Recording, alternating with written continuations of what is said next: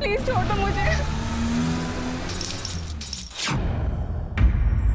नमस्कार, सावधान India UP fights back में मैं पूजा गौर आप सबका स्वागत करती हूँ। कांच की चूड़ियां खुशियों की खनक लाती है, लेकिन इन्हीं चूड़ियों के मशहूर शहर यानी कि यूपी के फिरोजाबाद शहर में एक दुल्हन की चूड़ियां सड़क पर बिखर कर रह गई। शादी के जोड़े में ये लड़की किसी से बचकर भाग रही थी, लेकिन क्यों? आखिर उसे किसने अगवा किया था? वो शख्स जिसके लिए वो शादी के जोड़े में भागी थी, या फिर कोई और ही था जो उसे जबरन उठाकर ले गया था? और क्या चाहता था वो? आखिर कौन थी ये लड़की? कैसे वो इन हालातों में पहुंची और आगे क्या होने वाला था उसके साथ?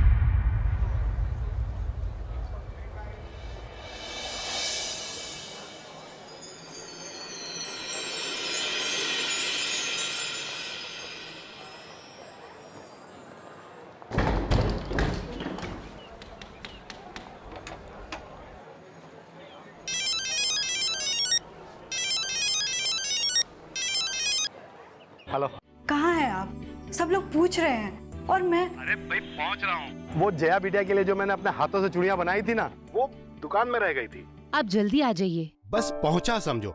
हेलो,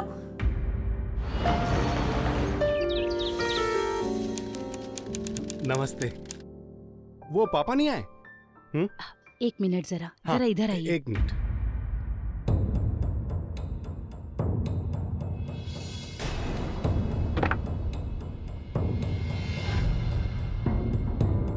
मेहमान पूछ रहे थे, मैंने तो कह दिया सबसे कि जया अपनी सहेलियों के साथ ब्यूटी पार्लर गई है, पर कब तक छुपाएंगे?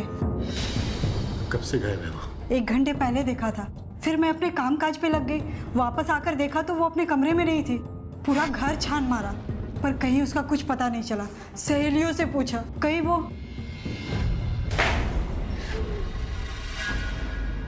ऐसा मत कहो। अरे दुकान पे जाने से पहले तो हम मिले थे उससे। ऐसा कुछ नहीं होगा, और वो हमारी बेटी है। ऐसा कोई गलत काम नहीं करेगी वहां। लेकिन लोगों को क्या कहेंगे?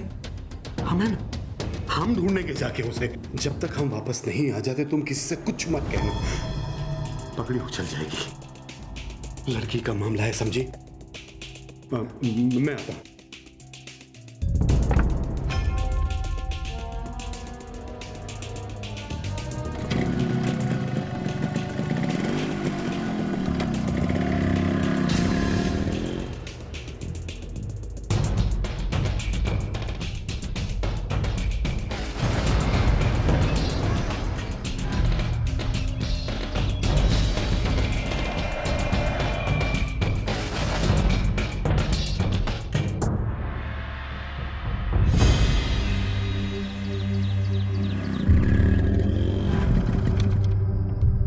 कुछ पता चला?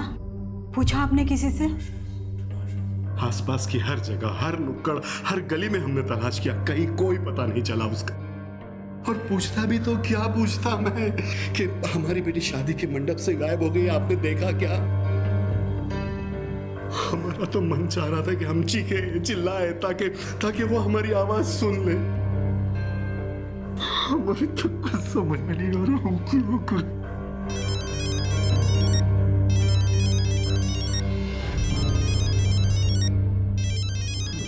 फोन। हे भगवान, अब क्या होगा? क्या बताएंगे उन्हें?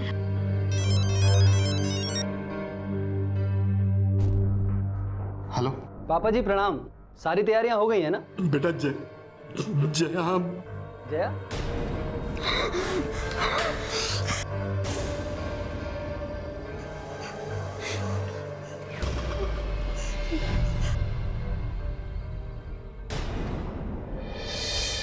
जिसकी बेटी शादी के ऐन मौके पर भाग जाए, उस बाप का क्या हाल होगा?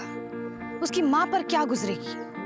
उनकी तकलीफ का अंदाजा लगाना मुश्किल है। मंधारी लाल और सिया पूरी तरह टूट चुके थे, क्योंकि आज उनकी अपनी बेटी जया ने उन्हें पराया बना दिया था। अपने माँ बाप के सारे सपनों को तोड़कर, उनकी आंखों में आंसू और शर्मिंदगी भरकर वो घर छोड़कर भाग चुकी थी। मंधारी लाल ने बड़े चाव से अपनी बेटी की शादी के लिए खुद अपने हाथों से चूड़ियां बनाई थी, पर आज वो ये तक नहीं जानते थे कि उनकी बेटी कहाँ और किस हाल में होगी। बच्चों को प्यार करने के साथ साथ उन्हें समझना भी बेहद जरूरी है। अगर जया के माँ बाप ने उसके मन की बात समझी होती तो शायद आज वो इस तरह से न भागती। लेकिन अब यहाँ सवाल ये था कि जया ने आखिर ये कदम क्यों उठाया? क्या वो इस शादी से खुश नहीं थी या फिर कोई और वजह थी? क्या अब वो घर वापस आएगी भी या नहीं? और उज्जवल, जिसकी होने वाली पत्नी शादी से पहले ही भाग चुकी थी, उस पर क्या गुजरी होगी? अब ये मामला निजी दुख के साथ सामाजिक शर्मिंदगी का भी हो चुका था। हमें माफ कर दो बेटा। जया के लिए मैं तुमसे माफी मांगती हूँ। आप मेरी माँ समान है, प्लीज ऐसा मत कहिए। हमारी बेटी की वजह से तुम्हें भी शर्मिंदगी उठानी पड़ रही है। लोग पूछेंगे शादी क्यों नहीं हुई, बारात क्यों नहीं आई, तो हम क्या जवाब देंगे समाज को? आप लोगों की चिंता क्यों कर रहे हैं पापा जी? सबसे पहले हमें ये देखना है कि जया जहाँ कहीं भी हो, ठीक हो, सुरक्षित हो, और आप मुझे अपना दामाद नहीं बेटा समझिए। बेटा, मैंने हर जगह तलाश किया उसे, लेकिन कहीं कुछ पता नहीं चला कि वो कहाँ गई, कैसे गई। तो फिर हमें पुलिस के पास जाना चाहिए। नहीं बेटे, अगर पुलिस के पास ये बात गई तो सारे शहर को पता चल जाएगा कि मंदारी लाल की बेटी शादी के मंडप से भाग गई। लेकिन पापा जी, हमारे पास और कोई चारा भी तो नहीं है। पुलिस की मदद से हम जल्द से जल्द ये पता लगा पाएंगे कि जया कहाँ है। दामाद जी सही कह रहे हैं, आप मान जाइए ना। कैसे मान जाऊं मैं सिया? उम्र गुजर गई है मेरी काम करते करते। पैसा कम और इज्जत ज्यादा कमाई है मैंने। पुरखों का नाम मिट्टी में मिल जाएगा। ऐसा कुछ नहीं होगा पापा जी, मैं आपसे वादा करता हूँ कि जया जहाँ कहीं भी मिलेगी, जिस भी हाल में मिलेगी, मैं थामूंगा उसका हाथ। अपनी पत्नी का दर्जा दूंगा उसे मैं, और समाज में कोई भी आप पर या आपके परिवार पर उंगली नहीं उठा पाएगा। लेकिन इस वक्त मुझे प्लीज पुलिस के पास जाने दीजिए। ठीक है बेटा। जी, जया के साथ आज मेरी शादी थी और बारात पहुंचे उससे पहले ही जया कहीं गायब हो गई। सर, जल्द से जल्द पता लगाइए कि जया कहाँ है, वरना आप तो जानते हैं कि ऐसे मामले अगर समाज में फैल जाए तो इज्जत और आबरू दोनों नीलाम हो जाती है। क्या नाम बताया लड़की के पिता का? जी, मंदारी लाल। उनकी चूड़ियों की दुकान है मेरे गोदाम के पास। मेरी चूड़ियाँ बनाने की फैक्ट्री है। बरसों से जानता हूँ उनको मैं। ये लड़की जया कब गायब हुई है? जी, ये तो नहीं पता, लेकिन बारात निकलने से पहले मैंने उनको फोन किया था और तब जया गायब थी। ठीक है पदम, चलो लड़की के पिता से पूछताछ करते हैं। आखिरी बार मैंने जया को उसके कमरे में देखा था।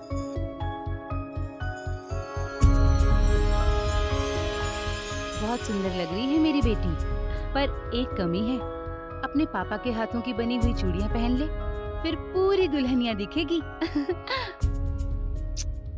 मैं मेहमानों को देख कर आती हूँ। हाँ,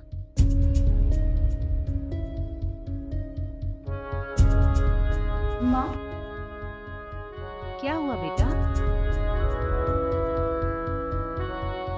कुछ नहीं।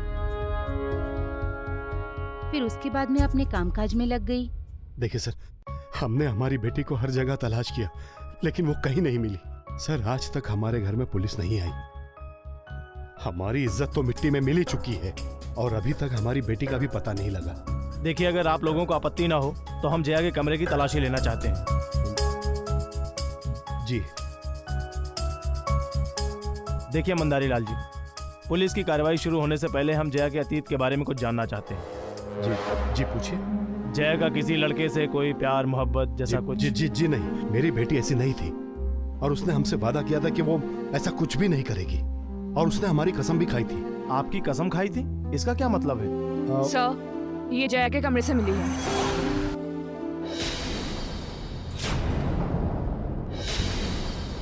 कुछ खास नहीं लिखा है। इसमें लिखा है कि मुझे माफ कर दीजिए, मैं ये शादी नहीं कर सकती। सर जी, ये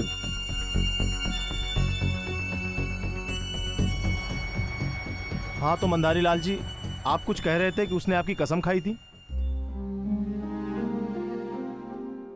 ऐसा क्या है जो आप मुझे बता नहीं रहे? मैं बताती हूँ आपको। कुछ महीने पहले मैंने उसे किसी लड़के से बात करते हुए सुना था। जब मैंने उससे पूछा तो उसने कहा वो उस लड़के से प्यार करती है। और उससे पूछने के बाद हमको यह पता चला कि वो लड़का हमारी बिरादरी का नहीं है और कुछ ज्यादा खास कमाता भी नहीं था। तो ऐसे लड़के के हाथ में अपनी लड़की का हाथ कैसे दे सकता था? मैंने बहुत समझाया उसको और वो समझ भी गई थी कि आइंदा उस लड़के से वो नहीं मिलेगी, भूल जाएगी उसे, और इस शादी के लिए वो अपनी मर्जी से राजी हुई थी, बिना किसी दबाव के। सर, वो लड़का कौन था? अब ना तो मैंने उसका नाम पूछा और ना ही मैंने उसकी शक्ल देखी। आपने? शादी की तैयारियां करते वक्त मुझे उसकी अलमारी से एक फोटो मिली थी। क्या? ये बात तुमने मुझे क्यों नहीं बताई? क्या बताती मैं? उसने कहा कि वो उस लड़के को भूल चुकी है, गलती से उसका फोटो रह गया है। फिर मैंने उसकी फोटो ले ली। आपके पास है वो फोटो अभी? लाइए।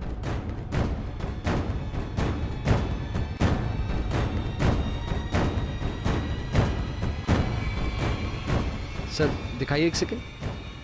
मैं तो जानता हूं इसे, ये तो मिथिलेश है। मिथिलेश? आप कैसे जानते हैं इसे? मेरी फैक्ट्री में मजदूरी करता है। छोड़ूंगा नहीं इसे। इसकी जरूरत कैसे हुई मेरी होने वाली बीवी के साथ ये सब करने की? शांत रहिए, और आप ऐसा कुछ भी नहीं करेंगे। पुलिस ये तो जान चुकी थी कि जया मिथिलेश से प्यार करती थी, यानी कि ये शादी उसकी मर्जी के खिलाफ हो रही थी, और शायद यही वजह थी कि वो शादी से भाग निकली थी। लेकिन अब उसका कहीं कोई अता पता नहीं था। पुलिस उसके बारे में सारी जानकारी जुटा चुकी थी, पर क्या वो उसे ढूंढने में कामयाब हो पाएगी? वो घर से तो भागी थी, पर फिर उसका अपहरण हो चुका था। तो क्या मिथिलेश ने ही ऐसा उसके साथ किया था, या फिर किसी और की नजर भी थी जया पर? ये गुत्थी जितनी आसान दिख रही थी, उतनी आसानी से सुलझने वाली नहीं थी। लेकिन फिलहाल पुलिस के लिए मिथिलेश को पकड़ना सबसे जरूरी था, क्योंकि शायद वही एक शख्स था जो सच जानता था।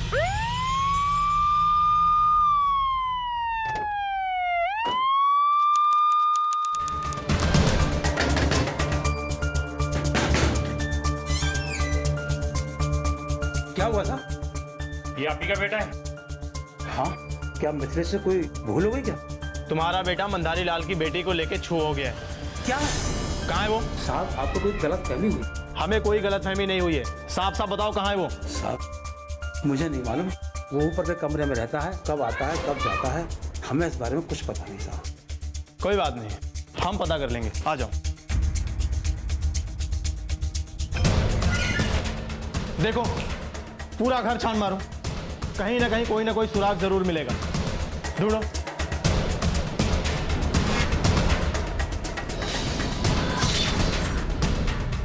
सर, ये दुपट्टा सर जया के माता पिता के स्टेटमेंट के अनुसार जया ने इसी रंग का दुपट्टा पहना था जिस दिन वो घर से भागी थी। कहाँ से आया ये दुपट्टा? है सच सच बताओ, मिथिलेश कहाँ है? साहब, हमें नहीं मालूम मिथिलेश कहाँ है। इस वक्त तो फैक्ट्री में ही होता है। चलो पढ़ो, उज्जवल की फैक्ट्री की तरफ चलो। Yes sir. मिथिलेश वहीं पे काम करता था, हो सकता है वहां पे लोगों को पता हो कि कहाँ मिलेगा वो। चलो।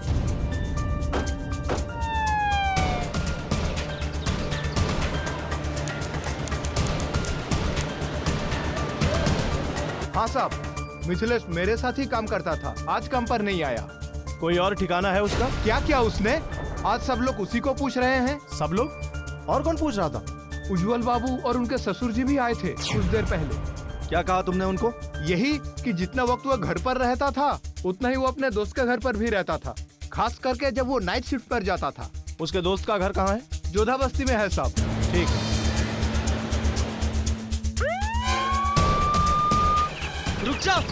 रुक जा वरना नहीं छोड़ूंगा तेरे को। अरे उज्जवल, बता जया का है, बता नमक हराम। मैंने तुझे अपनी फैक्ट्री में काम करने दिया और तूने जया को गायब कर दिया। जया मुझे नहीं पता। उज्जवल बाबू रुक जाओ, छोड़ो। आप कानून को अपने हाथ में मत लीजिए। इसको तो हम थाने लेकर चलेंगे, वहां उगलवाएंगे जया कहाँ। बता मेरी बेटी कहाँ है? कहाँ है मेरी बेटी? साहब पूछे ना मेरी बेटी कहाँ है? मैं सच कह रहा हूँ साहब। साहब मुझे नहीं पता जया कहाँ है। झूठ मत बोल, ये दुपट्टा मैं तेरे घर से लाया।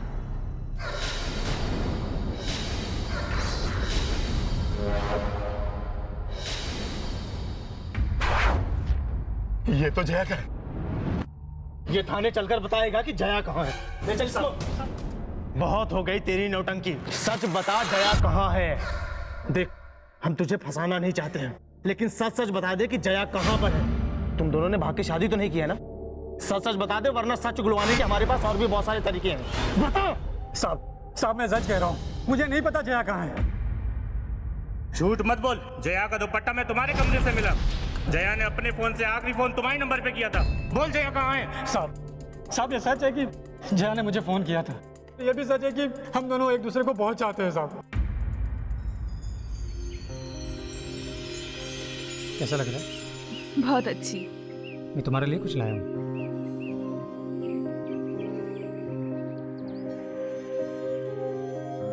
चूड़ियाँ।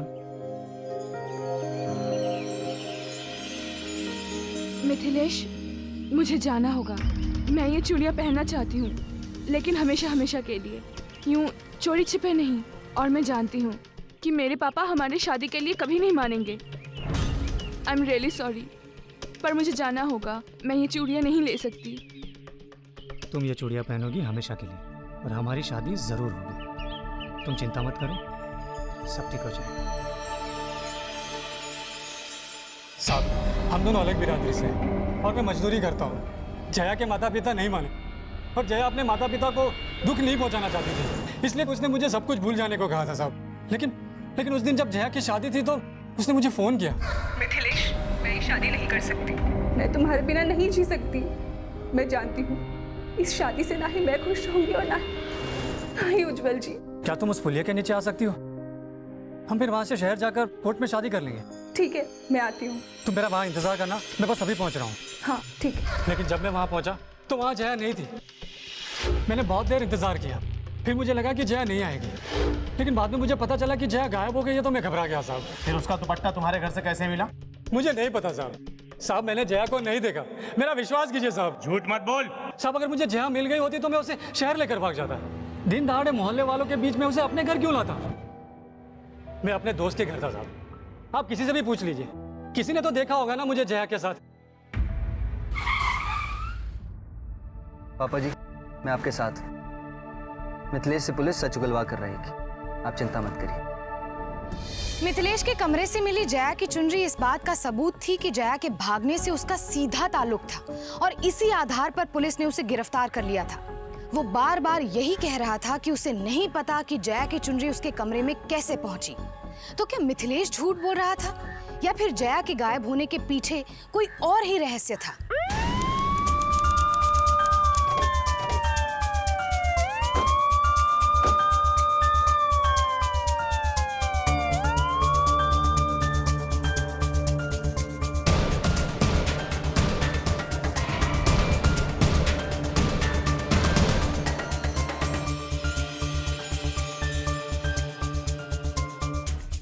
अगर जया और मिथिलेश यहाँ मिलने वाले थे तो जया को यहाँ तक पहुँचने में आधे घंटे ज़्यादा नहीं लगना चाहिए। सर, मैंने मिथिलेश के दोस्त और उसके मोहल्ले में सबसे बात की, लेकिन किसी ने जया और मिथिलेश को साथ में नहीं देखा।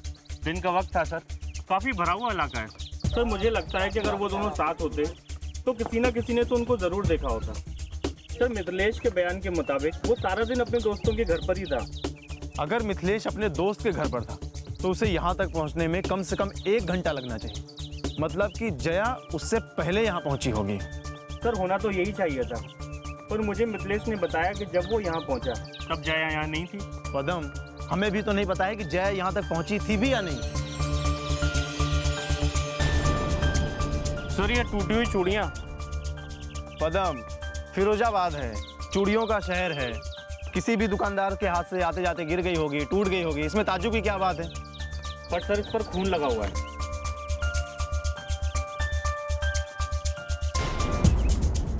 अगर ये मान भी लिया जाए कि ये जया का खून है तो क्यों? क्योंकि जया तो मिथिलेश के साथ अपनी मर्जी से भागी थी। लेकिन ये सच में अगर जया का खून है तो इसका मतलब है कि जया के साथ में ज़बरदस्ती हुई है, और उसी ज़बरदस्ती में ये चूड़ियाँ टूटी हैं और उसके हाथ का खून इसमें लगा है। अब तेरे खिलाफ हमारे पास कोई ठोस सबूत तो है नहीं, इसलिए जमानत पर रिहा करना पड़ रहा है। लेकिन सुन, शहर छोड़कर मत जाना। जी साहब, मेरा विश्वास कीजिए, मैं भी पता लगाना चाहता हूँ कि जया कहाँ है। और मैं भी। चल निकल, अभी ले जा इसे। जी सर। सर, आपको क्या लगता है, क्या जया को गायब करने में मिथिलेश का हाथ है? पदम, जब तक जया मिल नहीं जाती है, जया से जुड़े हुए हर आदमी पर हमेशा कर, और ये मिथिलेश पर कड़ी नजर रखो। अगर इसने जया को कहीं छुपाया है तो ये उससे मिलने की कोशिश करेगा जरूर। फिलहाल हम लोग जया के पिता से फिर से पूछताछ करते हैं। देखिए, हमने कड़ी छानबीन की है।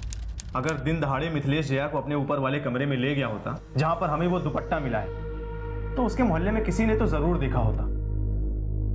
अब हम ये तो नहीं कह सकते हैं कि वो दुपट्टा वहां पर कैसे पहुंचा, लेकिन हमें पुरानी पुलिया पर कुछ टूटी हुई चूड़ियां मिली, और इस पर खून भी लगा हुआ है। ये तो मेरी जया की चूड़ियां है। उस दिन इसने यही चूड़ियां पहनी हुई थी। देखिए आप लोग धीरज रखिए, हम जया की तलाश कर लेंगे। आप कब तक दिलासे देते रहेंगे? कब तक? इंस्पेक्टर साहब, आपने मार मार के मिथिलेश की हड्डियां क्यों नहीं तोड़ दी? क्यों नहीं सच उगलवाया उससे? देखिए हमारे पास उसके खिलाफ ठोस सबूत नहीं है, इसलिए हम उसको रिमांड पर नहीं रख सकते हैं और इसलिए हमको उसे जमानत पर रिहा करना पड़ा। ये क्या कह रहे हैं सर आप? जिस आदमी के जरिए हमारी बेटी का पता चल सकता था उसे आपने कैसे जाने दिया? तो अब जया का पता कैसे चलेगा? पुलिस अपने तरीके से काम कर रही है। मिथिलेश पर हमें भी शक है, वो कहीं जा नहीं सकता है। हमारे आदमी 24 घंटे उस पर नजर रखे हुए हैं।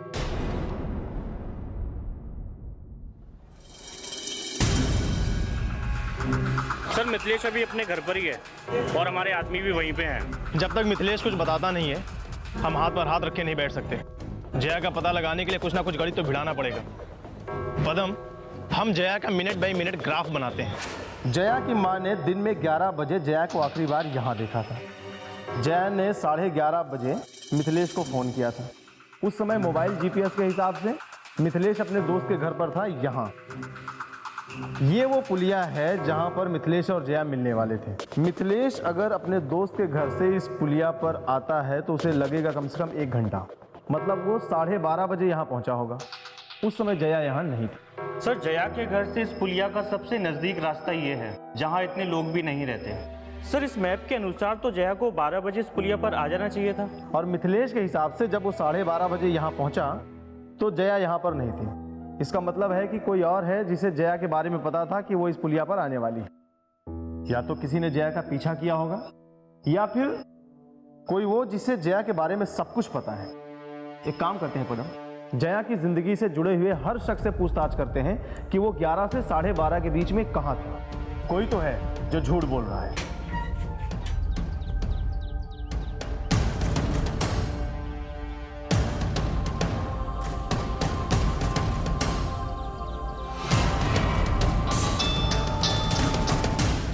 सर इस समय मिथिलेश बस अड्डे पे है सर, लगता है भागने की कोशिश कर रहा है सर। सर आप कहें तो उसे अरेस्ट कर लें? नहीं नहीं, सिर्फ उस पर नजर रखो। देखो वो कहाँ जा रहा है, हो सकता है वो जया से मिलने जा रहा हो। ठीक है? ठीक है सर। जया को घर से भागे हुए 24 घंटे बीत चुके थे पर अभी तक उसका कोई अता पता नहीं था। आखिर जया कहाँ थी, किस हाल में थी?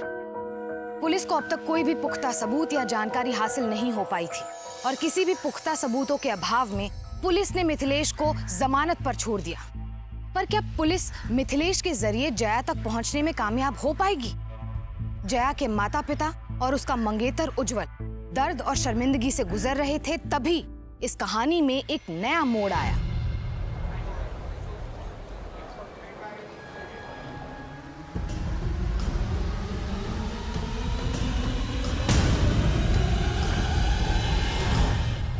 क्या मंदारी लाल की किसी से कोई दुश्मनी थी या कोई ऐसा था जो जया को नुकसान पहुंचाना चाहता हो? सर बाजार में ये अफवाह फैली हुई है कि कुछ वक्त पहले जया ने बीच मार्केट में किसी को थप्पड़ मारा था।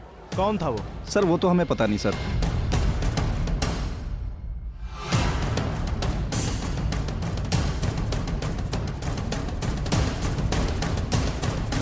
उज्जवल जी, जिस वक्त जया गायब हुई उस वक्त आप कहाँ थे? देखिए एक रूटीन इंक्वायरी है, इसलिए हमें आपसे भी पूछताछ करनी पड़ेगी। उस दिन मेरी शादी थी, मैं यहीं पर घर पर था, बारात लेके निकलने वाला था, और कहाँ रहूंगा मैं? मैंने आपके घर में आए हुए लगभग हर मेहमान से पूछताछ की है, किसी ने भी आपको 11:30 से 12:30 के बीच में घर में नहीं देखा। क्या कहना क्या चाहते हैं आप? मैं ठीक से समझ रहा हूँ आपके इस गेम को। आप मुझसे सवाल जवाब कर रहे हैं, इसका साफ मतलब है कि आप मुझ पर शक कर रहे हैं। क्या मेरी मंगेतर गायब है और आप मुझे को परेशान कर रहे हैं? देखिए मैं आपके इन बेहुदा सवालों का जवाब नहीं देना चाहता। आपको जो भी कानूनन कार्रवाई करनी है आप कीजिए, लेकिन मैं अब और एक शब्द नहीं बोलूंगा। अरे उज्जवल साहब, आप तो खामखा गुस्सा हो गए, मैं तो ऐसे ही पूछ रहा था। खैर, आप जरा ठंडे दिमाग से सोचिए कि आप उस वक्त कहाँ थे, शायद आपको याद आ जाए। हम फिर मिलेंगे। Thank you.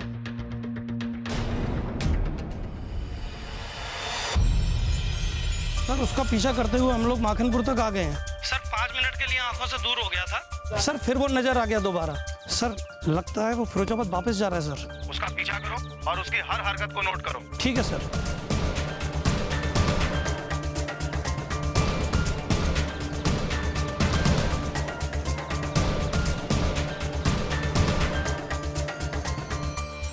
कुछ पता चला जया के बारे में? कहाँ है वो? हम तलाश कर रहे हैं। जया के गायब होने के दौरान 11:30 से 12:30 के बीच में आप लोग कहाँ थे? देखिए ये सवाल मैं सबसे पूछ रहा हूँ, ताकि हमें कुछ तो सुराग मिले, कुछ तो पता चले। और यही सवाल पूछने के लिए हम उज्जवल जी से भी मिले थे, मगर उन्होंने हमारे सवाल का जवाब नहीं दिया। वो गुस्सा हो गए। ये क्या कह रहे हैं सर आप? हमारे बेटे जैसे दामाद पर शक कर रहे हैं? मंधारी लाल जी, शक नहीं कर रहा हूँ, सिर्फ सवाल पूछ रहा हूँ। जरूरी है। 11:30 और 12:30 के बीच में वो हमारे साथ थे। आपके साथ? जी। मगर उस दिन तो बारात आनी थी। क्या है ना सर कि लड़की की शादी है, और वो भी उज्जवल बाबू जैसे रईस घर में, तो लेन देन की बात करनी थी, इसलिए हम उनसे मिले थे ताकि कुछ ऊंच नीच ना हो जाए। उसके बाद वो अपने घर चले गए और हम दुकान पर जया की चूड़ियां लाने। आप कहते हैं तो हम मान लेते हैं। अच्छा, एक सवाल और, क्या जया ने चूड़ी बाजार में कभी किसी आदमी को थप्पड़ मारा था?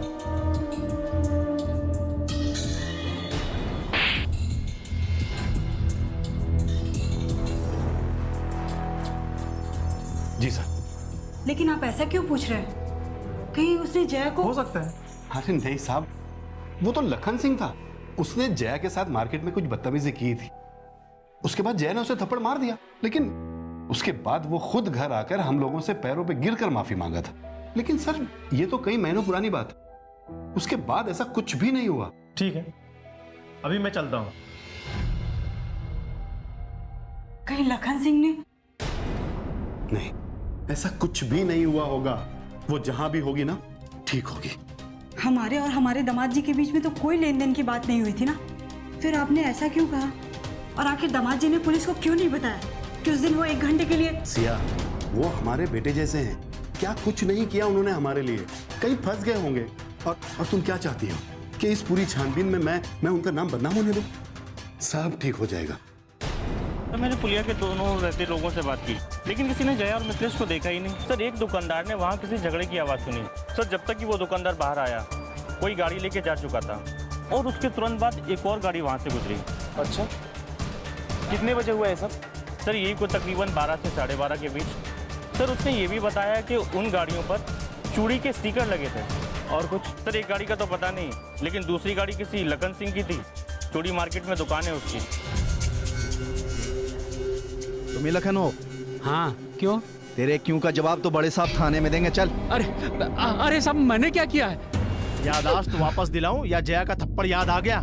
वो तो साहब कुछ महीने पहले की बात है साहब, पर आप इतने दिन बाद मुझसे क्यों पूछ रहे हैं साहब? क्योंकि जिस पुलिया से जया गायब हुई है, उसी पुलिया पर उसी दौरान तुम्हारी गाड़ी देखी गई है। बोल, जया कहाँ है? बदला लेने के लिए किया है ना ये सब? मतलब साहब, हम तो उससे प्यार करते हैं। एक दिन हमने हिम्मत करके दिल की बात बताई तो साहब गाल पे थप्पड़ मार दिया साहब उसने। पर हम नाराज नहीं थे उससे, प्यार जो करते थे हम उससे, पर हम उसका पूरा क्यों चाहेंगे साहब? झूठ मत बोल। साहब, मैं झूठ नहीं बोल रहा हूँ, बिल्कुल सच बता रहा हूँ। हाँ, ठीक है। इसकी दुकान और मकान में कुछ भी नहीं मिला। इसकी गाड़ी में कुछ मिला? नहीं सर, हमें वहाँ कुछ नहीं मिला। इसका मतलब है कि जया फिर उस दूसरी गाड़ी में होगी। कुछ पता चला वो गाड़ी किसकी थी? नहीं सर, अब तक कुछ पता नहीं चला। वो साहब मैं बताऊं, वो गाड़ी किसकी थी? किसकी? साहब, मैं पुलिया से जा रहा था तो आगे मोड़ पे एक गाड़ी को जाते हुए पीछे से देखा साहब। साहब, मैं तुरंत पहचान गया साहब वो गाड़ी किसकी थी। जया के गायब होने के बाद हमारी हर इन्वेस्टिगेशन में बार बार आपका नाम क्यों आता है? बकवास है ये सब। कहाँ थे आज दिन भर आप? जब आपका फोन आया तब मैं घर पे था, और सीधा वहां से यहाँ आया। चिंता के मारे कई दिनों से फैक्ट्री भी नहीं जा पा रहा हूँ मैं। जिस दिन जया गायब हुई है, उस दिन 11:30 से 12:30 के बीच में कहाँ थे आप? मंधारी लाल जी ने आपको बताया तो था कि मैं उनके साथ था। उन्होंने बताया था कि तुम उनके साथ थे, लेकिन हमारे पास एक गवाह है जिसने तुमको उस दिन उस वक्त पर उस पुरानी पुलिया के पास देखा। तो पुरानी पुलिया पे जाने से मैंने ऐसा कौन सा गुनाह कर दिया? ताज्जुब की बात है उज्जवल जी कि जिस वक्त आप उस पुलिया पर थे, ठीक उसी समय जया भी उसी पुलिया पर थी। मैं मंधारी लाल जी से मिलकर वापस लौट रहा था। मुझे क्या पता था कि जया उस कमीने से मिलने उसी पुल पर गई। मंधारी लाल ने बताया कि आप उनसे मिलने के लिए चूड़ी बाजार के अपने गोडाउन में गए थे। जी बिल्कुल। वहां से आपके घर की दूरी सिर्फ 10 मिनट की है, फिर भी आपने इतना लंबा रास्ता तय किया अपने घर पहुंचने के लिए, क्यों? शादी का सीजन है सर, उस रोड पर जाम लगा हुआ था, इसलिए घर जल्दी पहुंचने के लिए मैंने पुलिया वाला रास्ता ले लिया। और ये क्या उल्टे सीधे सवाल पूछ रहे हैं आप मुझसे? थोड़ा तो कॉमन सेंस लगाइए कि मैं अपनी मंगेतर को शादी के दिन क्यों गायब करूं? हमारा कॉमन सेंस तो ये कहता है कि आपको जया और मिथिलेश के बारे में खबर हो गई थी और आपने गुस्से में आकर... झूठ है ये सर। अगर मुझे जया को गायब करना ही होता तो मैं आपके पास कंप्लेंट लिखवाने क्यों आता? आपको जया मिल नहीं रही है, इसका मतलब आप मुझ पे कोई भी आरोप थोपते रहेंगे। हेलो, क्या? ठीक है, हम अभी आते हैं। आप भी हमारे साथ चल रहे हैं। क्यों? आपकी फैक्ट्री की भट्टी में एक डेड बॉडी मिली है।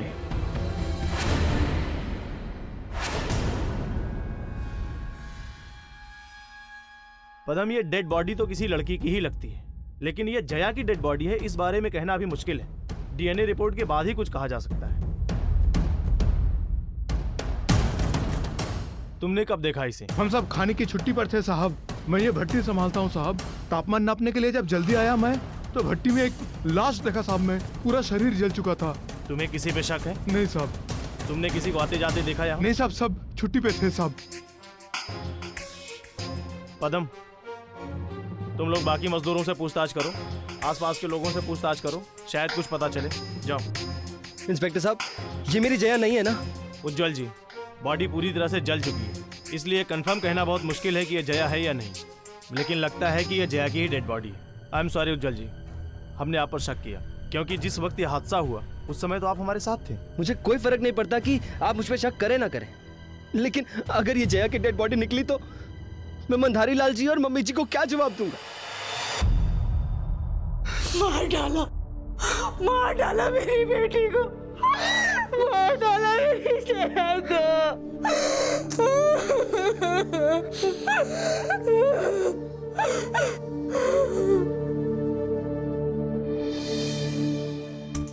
हमने जया के कमरे से मिले हुए फिंगरप्रिंट्स को लाश के फिंगरप्रिंट से मैच किया है। ये बॉडी जया की ही है। सर, कुछ पता चला? ऑटोप्सी अभी बाकी है, लेकिन लाश की पहचान हो गई है। लाश जया की ही है। सर, मैंने फैक्ट्री के मजदूरों से बात की। सर, उन्होंने मुझे बताया कि उन्होंने मिथिलेश को फैक्ट्री के आसपास नशे की हालत में देखा। ये साबित हो चुका था कि उज्जवल की फैक्ट्री से मिली अधजली लाश जया की ही थी, यानी कि जया की हत्या हो चुकी थी, और वो भी इतनी बेरहमी से। तो आखिर उज्जवल का इन सबसे क्या लेना देना था? पुलिस को अब असली गुनहगार और उसके हत्यारे तक पहुंचना जरूरी था। मंधारी लाल के दिए गए बयानों के अनुसार उज्जवल उनके बेटे जैसा था। लखन पहले ही अपनी गलती की माफी मांग चुका था और मिथिलेश के खिलाफ एक भी सबूत नहीं था।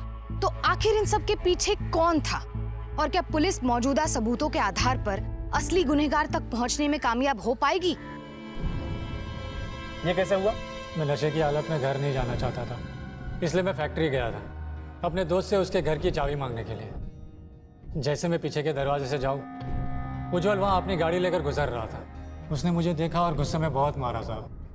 सच सच बोल, कहानी मत बना। मार डालो साहब, फांसी पर चढ़ा दो, कोई फर्क नहीं पड़ता। जब मेरी जया ही नहीं रही तो मैं जीकर क्या करूंगा साहब? लेकिन मैंने आज तक जो भी कहा सब सच कहा साहब, सब सच कहा। मिथिलेश कह रहा है कि कल उज्जवल ने उसे फैक्ट्री में पीटा। उज्जवल कह रहा है कि वो कल फैक्ट्री गया ही नहीं था, वो घर से सीधे पुलिस स्टेशन में आ गया। अब समझ में नहीं आ रहा है कौन सच बोल रहा है कौन झूठ बोल रहा है।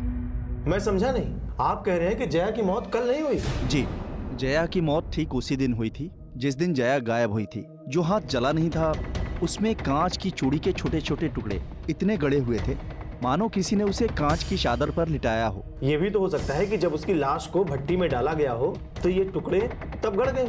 नामुमकिन, ये टुकड़े उसकी चमड़ी की मांसपेशियों को काट कर गहराई तक गड़े हुए थे। सर, ये एक ही सूरत में हो सकता है। लाश को कातिल ने कांच के चूरे के साथ किसी एयरटाइट बैग में बंद कर रखा हो, ताकि बदबू न फैले। जी, और कुछ केमिकल भी उसकी चमड़ी से मिले। ये केमिकल कांच की चूड़ियों में रंग बनाने के लिए उपयोग किया जाता है। मतलब ये है कि जया को जिसने भी मारा है वो कांच की चूड़ियों के बिजनेस से जुड़ा हो सकता है। जी हाँ, सबूत तो इसी ओर इशारा करते हैं। मुझे बस अपनी बेटी को विधि पूर्वक विदा करना है, उसका अंतिम संस्कार करना है। प्लीज संभालिए अपने आप को। उज्जवल बाबू, मिथिलेश तो सच नहीं बोल रहा है, आप क्यों नहीं बोल देते? क्या क्या मतलब है आपका? आप जरा अपनी गाड़ी की चाबी देंगे?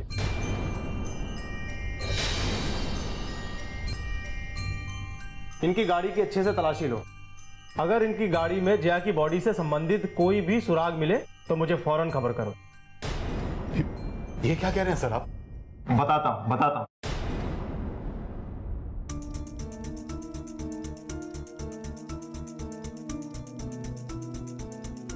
उज्जवल बाबू, तुमने कहा था कि कल तुम फैक्ट्री नहीं गए थे। जी नहीं गया था। और मिथिलेश ने कहा कि तुम फैक्ट्री कल गए थे। मिथिलेश गुनहगार है, झूठा वो है। उसके कहने पर आप ये कैसे बोल सकते हैं कि उज्जवल गुनहगार है? इल्जाम नहीं लगा रहा हूं बंधारी लाल जी, साबित भी करूंगा।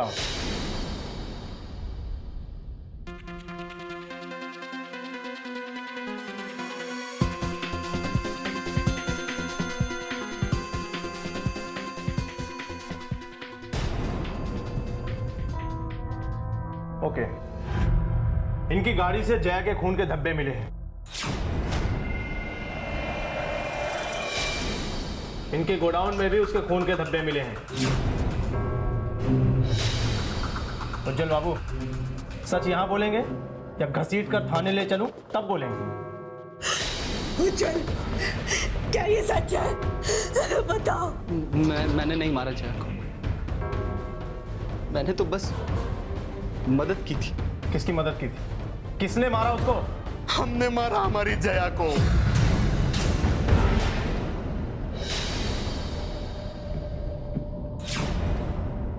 जया की शादी उज्जवल बाबू से हो जाए, ये हमारे लिए बहुत जरूरी था। कारोबार में घाटे के कारण हम गले तक कर्जे में डूबे हुए थे। इस कर्जे से हमें सिर्फ और सिर्फ उज्जवल बाबू ही निकाल सकते थे। ये लीजिए चेक। आपके कर्जे की भरपाई मैं कर दूंगा। मुझे जया पसंद है, आप बस उसकी शादी मुझसे करवा दीजिए। लेकिन जया मानेगी ना? भूल जाएगी ना उस मिथिलेश को? नहीं सर। ना पड़ेगा, चाहे उसके लिए मुझे कुछ भी करना पड़े, कुछ भी।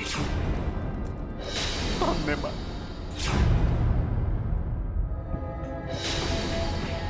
उसने हमसे वादा किया था, कसम खाई थी हमारी कि वो मिथिलेश को भूल जाएगी, पर उसने ऐसा नहीं किया।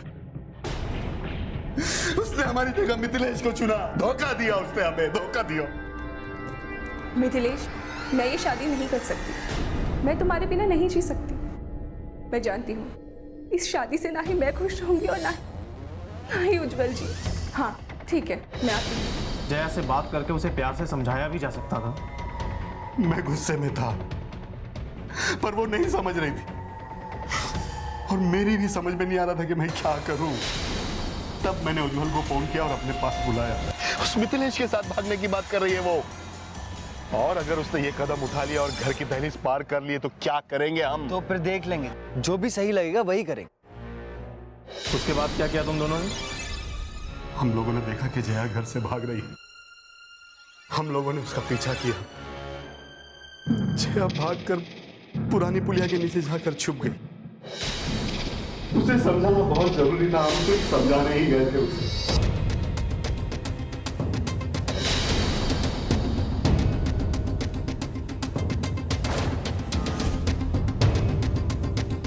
प्लीज प्लीज छोड़ दो। तुम्हें उस लड़के को बुलाना ही होगा बेटा, वो तुम्हारे लायक नहीं है। ये उज्जवल ही तुम्हारे लायक है। और तुमने तो हमारी कसम खाई थी, फिर क्यों तोड़ दी उसे? अरे क्यों अपने बाप की पगड़ी उछालना चाहती हो तुम? पापा, मैं आपको, माँ को या फिर उज्जवल जी को परेशान नहीं करना चाहती थी, पर मैं क्या करूं? नहीं जी सकती मैं उसके बिना। मिथिलेश की वजह से जया मुझसे शादी नहीं करना चाहती थी, इसलिए जया की मौत के लिए मैं मिथिलेश को फंसाना चाहता था। मैंने ही जया का दुपट्टा मिथिलेश के कमरे में रख दिया था। जब हमने देखा कि पुलिस लखन की दुकान की तलाशी ले रही है तो हम डर गए।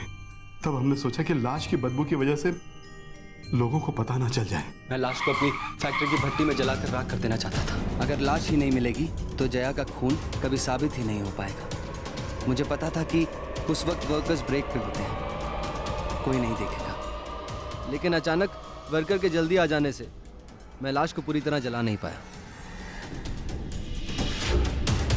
तुम लोगों ने एक निर्दोष लड़की को सिर्फ इसलिए मार दिया क्योंकि वो जिंदगी को अपने तरीके से जीना चाहती थी, अपनी आजादी से, अपनी पसंद से। अगर मेरे हाथ कानून से बंधे ना होते तो मैं तुम दोनों की तो इन दोनों को हटाओ मेरे सामने से। ले जाओ।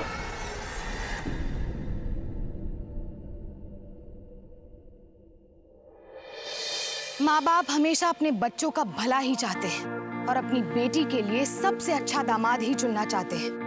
पर जिसकी शादी है, क्या उसे इतना हक भी नहीं कि वो अपनी जिंदगी का सबसे अहम फैसला खुद कर सके? और उसे जन्म देने वाले को ये हक किसने दिया कि वो उसके जीने का अधिकार ही छीन ले, वो भी समाज में अपनी झूठी इज्जत के चलते।